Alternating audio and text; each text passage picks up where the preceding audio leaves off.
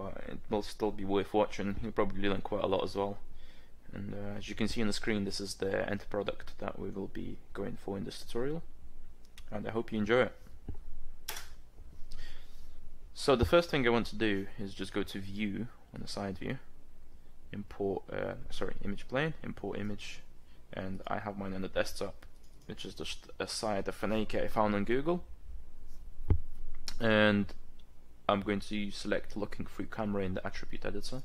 That removes it from the perspective view. I'm going to go to Show, remove Grid, Shading, X-ray, and I'm going to use the Cube tool to make a rectangle like so.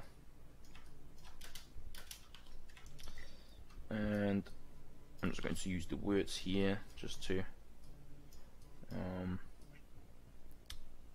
put them in place like so in the reference.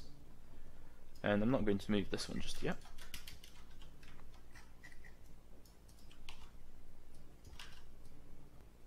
Okay, and what I want to do here is just select this edge, control right click to edge ring and split. Oh, sorry, not that. Control right click, edge ring utilities, and to edge ring and split. Here we go. And then go to faces and remove 1/2. Here we are. And what we want to do now is just insert some edge loops around this indent.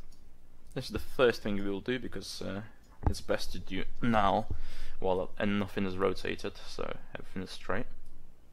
It'll be easier to scale. There we go. I'm going to just select these widths right here, 4 of these.